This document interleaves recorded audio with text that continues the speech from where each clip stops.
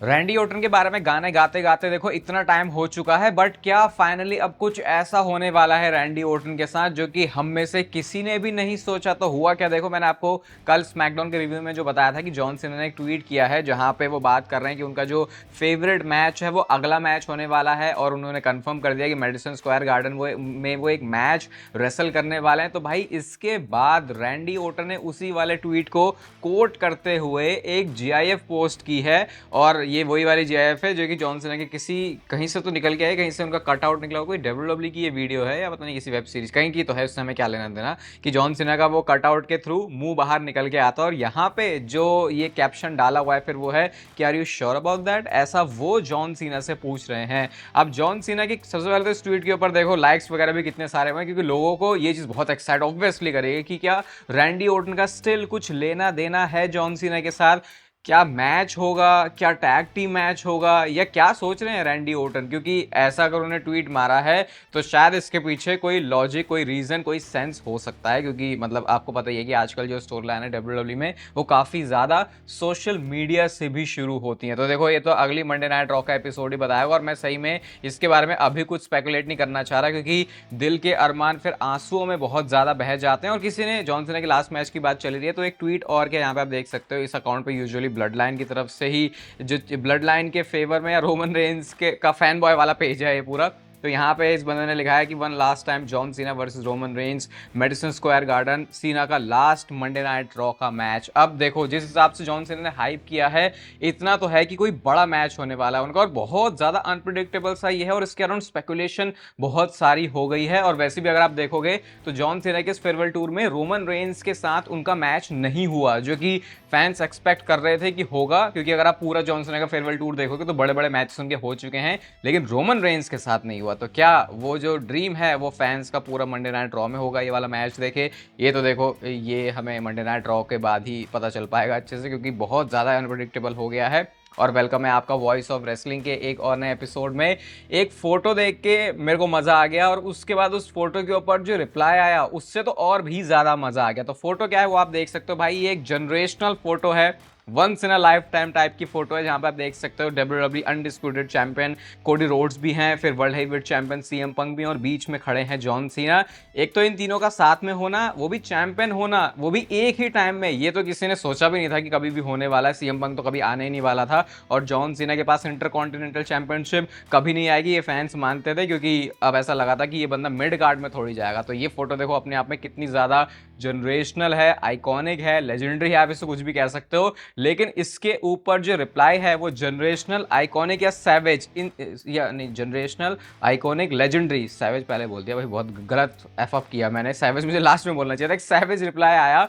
और ये आप ट्वीट देखो ड्रू मैकिंटायर का, ये आपने देखा होगा ड्रैगन्स की फोटो ये मीम में बहुत ज़्यादा यूज़ होती है, कि जैसे या तो तीनों ड्रैगन्स को आग उगलता हुआ दिखाएंगे बहुत ज़्यादा, अरे वाह क्या मस्त है, या फिर अगर दो अच्छे बंदे होंगे तो दो में अच्छे ड्रैगन होते हैं, अच्छे मतलब कि तगड़े ड्रैगन्स होते हैं, और एक होता है ऐसे लल्लू पल्लू सा। और यहाँ पे लेकिन तीनों ही लल्लू पल्लू वाले जो ड्रैगन्स हैं वो यूज़ किए हैं ड्रू मैकिंटायर ने, और इस ट्वीट के ऊपर ही बहुत अच्छे खासे लाइक्स हो गए हैं। ये सोशल मीडिया का गेम तो भाई ड्रू मैकिंटायर ने बहुत ही खतरनाक समझ लिया है। मतलब स्क्रीन पर अभी आपको ये वाली वीडियो दिख रही होगी, ये लेटेस्ट वीडियो है जो कि इस चैनल पर अपलोड हुई है, जहां पे हमने बात करी है टॉप फाइव तो नहीं, 5 ऐसे डब्ल्यूडब्ल्यू के मैचेस स्टोरी लाइन की, फ्यूड की, जो कि डेफिनेटली एक डब्ल्यूडब्ल्यू फैन को देखने चाहिए। थोड़ा टाइम हो गया मेंबरशिप वाला कंटेंट लाने में, और वो सारी चीज़ें मैंने बता दी उसी वीडियो में, तो उसे जाके आप देख लें, रिमाइंडर दे दे कहीं अगर आपने मेंबरशिप ली है तो आपसे वो चीज़ मिस ना हो जाए। एंड डोंट वरी, अब कंटेंट की यहाँ से ट्रेन बनने वाली है, तो वीडियो रही चैनल के पेज पे। ऐसा लगता है कि अगर वो डब्ल्यूडब्ल्यू रेसलर ना भी हो तो सोशल मीडिया पर कोई स्ट्रेटेजी बनाने वाला है कि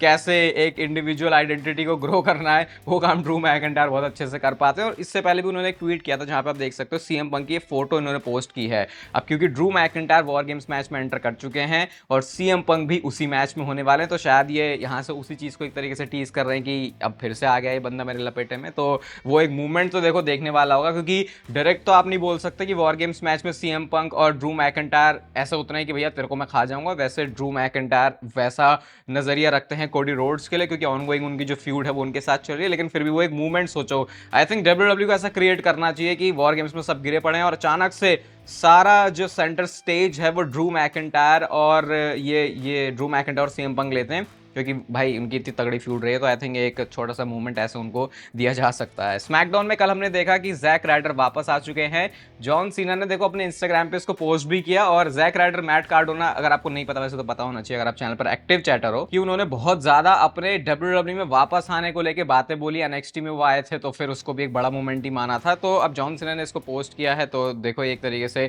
अपने यार दोस्त के लिए ट्रिब्यूट बोल सकते हो, या फिर उसके लिए एक स्वीट सा जेस्चर। जैक राइडर के लिए मर्चेंडाइज भी निकाल दी गई है, यहाँ पे आप देख सकते हो आर यू सीरियस ब्रो करके, broski of the week, you know it, और वो वाली जो जो सारा कैच फ्रेज रहता है जैक राइडर का, वो डाला गया। लेकिन अब जैसे हम कल स्मैकडाउन के वीडियो में भी बोल रहा था कि लग ऐसा रहा है जैसे जैक राइडर वापस आए हैं, कि ये उनका WWE के साथ कॉन्ट्रैक्ट है। बट गेस व्हाट, पता ये हमको चला फाइटफुल से कि ये सिर्फ वन टाइम अपीयरेंस ही होने वाली है जैक राइडर की। और इसके बाद पता है एक जैक राइडर की पुराने इंटरव्यू की क्लिप भी बहुत ज्यादा निकलने लगी, जहां पे वो ये बोलते हैं कि जैक राइडर इज डेड, अब जो है वो मैट कार्डोना ही है। लेकिन अब क्योंकि WWE वालों को उनको बुलाना था, शायद मैट कार्डोना के नाम के साथ उनको अलाउ नहीं किया गया, तो उनको लगा ठीक है भाई WWE में आने को मिल रहा है, मेन रोस्टर में आने को मिल रहा है, जॉन सीना के टूर्नामेंट में आने को मिल रहा है, तो इस चीज़ से मना नहीं कर सकते। तो ये लोगों को थोड़ी सी हिपोक्रेसी लगी जैक राइडर की। देखो भैया, पैसे की बात आई, बड़े स्टेज की बात आई, तो तुमने अपनी जो पुरानी स्टेटमेंट है उससे ही तुम लोग पलट गए। कल के स्मैकडाउन के बारे में अगर बात करें, देखो तो बहुत सारे लोगों को वो शो अच्छा लगा, बहुत सारे लोगों को बुरा लगा, बहुत सारे को एवरेज लगा।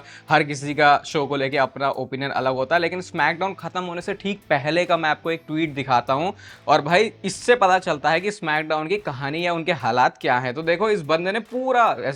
ऐसे बयां कर दिया, स्क्रिप्ट ही ऐसे समझ लो कि लीक कर दी इसने, कि पहले कोडी की एंट्रेंस होगी, ब्रॉन्सन रीड की एंट्रेंस होगी, कमर्शियल आएगा, फिर ब्रॉन ब्रेकर और लोगन पॉल दोनों आएंगे साथ में, उसके बाद जिमी और जे उसो वो बचाने के लिए आएंगे, फिर ड्रू मैकिंटायर आएंगे और वो विजन को ज्वाइन कर लेंगे और वो स्टैंड डाउन करेंगे, और ये होगा शो का एंड। और एग्जैक्टली WWE ने यही किया है। देखो इस चीज से कोई प्रॉब्लम नहीं है कि भाई मतलब प्रिडिक्टेबल WWE पहले भी रही है, लेकिन ये सिर्फ इस हफ्ते के स्मैकडाउन की बात नहीं, पिछले कुछ अगर आप हफ्तों से देखोगे तो वही एक पैटर्न जो है वो पूरा फॉलो होता हुआ नजर आ रहा है। अनप्रिडिक्टेबल चीज आपको शोज पर करनी होती है, वैसा WWE देखो करने में अभी सफल हो नहीं पा रही है। तो मतलब फिर इसके बाद फिर वही है कि अगर फैंस इतना मतलब एक तो होता है प्रिडिक्ट करना, सिर्फ इसने तो बिल्कुल ऐसे प्रिडिक्ट किया कि बस यही होना है और वही हुआ, तो वो अपने आप में देखो थोड़ा सा वियर्ड है। बाकी देखो स्मैकडाउन आपको कैसी लग रही है, मेरे को कैसी लग रही है, उस बात से इतना ज्यादा फर्क नहीं पड़ता, क्योंकि ये हम फैंस के ओपिनियन है। WWE को जैसे शो चलाने होंगे वो चलाएंगे, चाहे वो शो अच्छे हो या बुरे। हम सिर्फ इतना कर सकते हैं कि हम उसको देख सकते हैं, उसकी बुराई कर सकते हैं, उसकी अच्छाई कर सकते हैं। बाकी एक और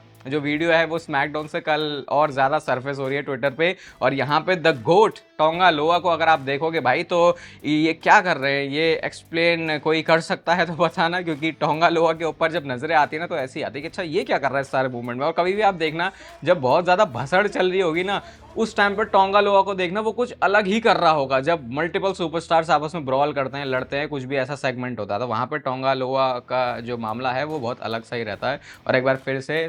कल वाले स्मैकडाउन के सेगमेंट में एक बार टोंगा लोआ ने प्रूव कर दी। भाई यार जे उसो के साथ तो पता नहीं क्या हो रहा है, और फैंस इंटरनेट पर क्या ही करके मानेंगे जे उसो के साथ। तो कल जो जे उसो का मैच हुआ था मिज के साथ में, जो कि last time is down tournament में था, और वहां पे जो भी जीतेगा वो आगे एडवांस करेगा। इस मैच में जे उसो जीत गए, मिज हार गए, और बहुत सारे लोग कह रहे थे कि क्योंकि मिज की हिस्ट्री है जॉन सीना के साथ तो उन्हीं को मैच जीतना चाहिए, और इस बात से मैं बहुत ज्यादा अग्री नहीं करता। देखो इस बात से क्या मतलब है कि हिस्ट्री है तो वही जीतना चाहिए था, ऐसे तो फिर उस हिसाब से आपको पूरा फेयरवेल टूर बुक करना चाहिए था। आपको ये देखना होता है कि मतलब समझ रहे हो कि सिर्फ हिस्ट्री है, आई थिंक वो मुझे इनफ रीजन नहीं लगता कि किसको टूर्नामेंट में आगे बढ़ना चाहिए। फिर यही लोग बोलेंगे अगर मिज लास्ट में पहुंच गया कि भाई अरे तुम मिज को कैसे लास्ट में लेके आ गया, तुम्हारे पास और भी ऑप्शन थे, फिर गुंथर के बारे में शायद कोई इतनी बात करेगा नहीं। तो ये मेरे को हिस्ट्री वाली चीज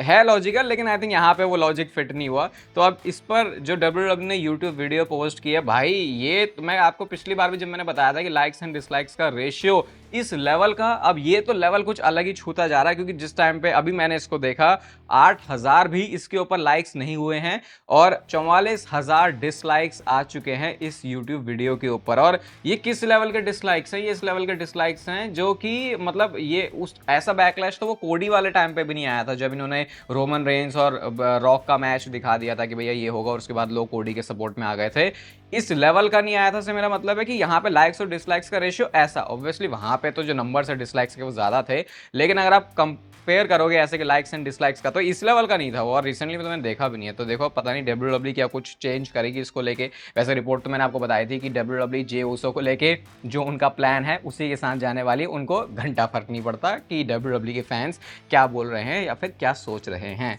ट्रिपल एच के बारे में भी अभी एक कंट्रोवर्सी हुई पिछले 2-3 दिन में, और ये थोड़ा सा कंफ्यूजिंग हो सकता है। मैंने अच्छे से देख के समझ के फिर आपको बता रहा हूं। तो पता ये चला है कि ट्रिपल एच को भी डिपोज किया है, डिपोज्ड है वो किसमें, WWE के शेयर होल्डर वाले लॉ सूट में। पहले तो मुझे ये नहीं पता था कि ऐसा भी कोई इनका लॉ सूट चल रहा है, लेकिन हुआ क्या है, जितना मैंने इसको समझा कि विंस मैकमैन ने WWE कंपनी जो बेची ना, वो WWE के शेयर होल्डर्स के हिसाब से और ज्यादा पैसों में बिकनी चाहिए थी। लेकिन अब विंस मैकमैन ने ज्यादा पैसों में बेची क्यों नहीं? उन्होंने इसलिए नहीं बेची क्योंकि वो ऐसी कंपनी को बेचना चाहते थे, ऐसे लोगों को बेचना चाहते थे कि उनको बेचने के बाद भी उनका थोड़ा फायदा रहे, उनका अपर हैंड रहे कंपनी में। जैसे कि जैसे मान लो मेरा अच्छा दोस्त है, इसको मैं वो चीज़ 10 रुपये में बेच रहा हूँ, लेकिन मुझे कोई रेट 12 रुपये भी दे रहा है, लेकिन मैंने 10 रुपये में इसलिए बेच दी क्योंकि मुझे पता है कि आगे मुझे इस कंपनी में ही काम करना है। या मेरे लिए कंपनी, चलो कंपनी का एग्जाम्पल ले लेते हैं, तो वो सेम ही बात हो गई ना कि 10 रुपये में इसलिए बेच दी क्योंकि मुझे पता है मेरा अच्छा यार दोस्त है, आगे जाके ये मेरी कंपनी है जो मैंने अपनी बेची है, तो मेरे को इसमें रोल मिलेगा, मैं भी जैसे मैं चाहूँ अपने हिसाब से ऑपरेशंस कर सकता हूँ। लेकिन वो 12 रुपये में जिसको मैं बेचूंगा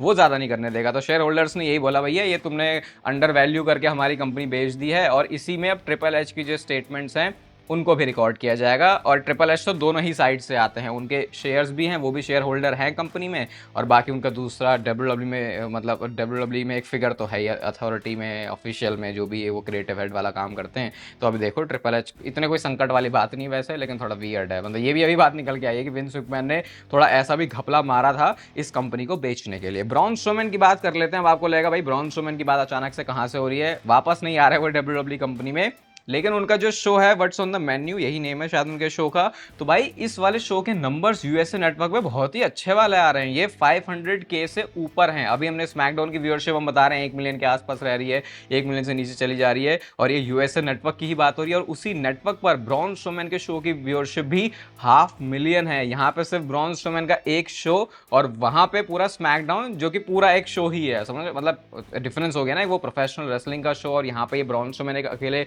इंडिविजुअल बंदे का शो जहाँ पे वो खाने वाने की बात करते हैं। अब टाइमिंग्स अलग हैं ऑब्वियसली, ये शायद उस टाइम पे आता है स्मैकडाउन जब ज़्यादा कंपटीशन होता है, तो इनसे ज़्यादा एक्सपेक्टेशन होती है, लेकिन ये चीज़ WWE की नज़रों में आ रही है, ऐसा यहाँ पे भी लोग इसके बारे में बात कर रहे हैं। तो क्या ये एक पॉसिबल रिटर्न हो सकता है फिर ब्रॉन स्ट्रोमैन का, वो अलग बात है, लेकिन देख के अच्छा लग रहा है कि WWE के साथ रहने के बाद, फिर रिलीज होने के बाद, फिर जो भी उनके साथ आना जाना लगा रहा, उसके बाद भी अपना अच्छा एक जगह फाइनली बना लिया है, अपनी जगह बना ली है ब्रॉन स्ट्रोमैन ने। क्योंकि भाई अगर आप टीवी नेटवर्क के ऊपर आके शो कर रहे हो और ऐसे नंबर्स दे पा रहे हो, तो वो चीज़ उस टीवी नेटवर्क को बहुत ज़्यादा पसंद करती है। और बात करते हैं फाइनली उस एक बहुत बड़े सरप्राइज की, शॉक की, जो कि WWE पॉसिबली हमको सर्वाइवर सीरीज वॉर गेम्स में देने वाली है। तो अभी हमने क्या देखा कि स्मैकडाउन में जिमी ऊसो आ गया और उन्होंने बोला कि भैया ठीक है, मैं भी आके तुम्हारी टीम को ज्वाइन कर लूंगा। और अब जिमी ऊसो का भी जो स्पॉट है वो वॉर गेम्स में कंफर्म हो गया। अब जिमी ऊसो का ये स्पॉट जो बना है वो शुरुआत से कभी भी ऐसा डिस्कस नहीं हुआ, ना ही हमने ऐसा बहुत ज्यादा कोई रिपोर्ट्स में देखा। तो अब स्पेकुलेशन ये है कि जिमी ऊसो को तो सिर्फ वहां पे ऐसे ही डाला गया है, वो होने नहीं वाले वॉर गेम्स मैच में। कोई ना कोई बंदा आके उनको उड़ा जाएगा, या कुछ भी ऐसा होने वाला है कि जिमी ऊसो का स्पॉट वहां पे नहीं बनेगा और उसकी जगह एक सरप्राइज पार्टिसिपेंट ज्वाइन कर जाएगा इस वॉर गेम्स वाले मैच को। अब जैसे जॉन सीना के बारे में हम लोग सुन रहे थे कि भाई अब तो उनकी जगह बनी नहीं रही है क्योंकि रोमन रेंस आके वॉर गेम्स में ज्वाइन कर लेंगे, तो फिर अब एक ही स्लॉट बचता है। तो शायद स्टिल पॉसिबिलिटी है कि या तो कोई सरप्राइज बंदा जो कि अभी हमारे दिमाग में नहीं आ रहा, ना वो ज्यादा रूमर्स और डर्ट शीट्स में है, या फिर जॉन सीना ज्वाइन करने वाले हैं इस वॉर गेम्स मैच को और एंड में जाके वॉर गेम्स मैच में पार्टिसिपेट करेंगे, क्योंकि अब तक जॉन सीना ने वॉर गेम्स मैच में पार्टिसिपेट नहीं किया। तो जिमी ऊसो को वहां पे सिर्फ एक पप्पू बंदे की तरह रखा हुआ है, एंड में जाके शायद WWE उनको हटाने ही वाले। ये भी स्पेकुलेशन है, देखते हैं क्या ये सही में स्पॉट बना है जिमी ऊसो का, या फिर ये एक सरप्राइज एलिमेंट ऐड करने के लिए था। बाकी स्क्रीन पर अभी आपको मेंबरशिप वाली वीडियो दिख रही होगी, उसको जाके आप लोग देख लेना। ये वीडियो अच्छी लगी तो इसे लाइक कर दो, चैनल को सब्सक्राइब कर दो ऐसे और मस्त WWE से रिलेटेड कंटेंट के लिए। बाकी तब तक फिर लेते रहो जिंदगी के मजे।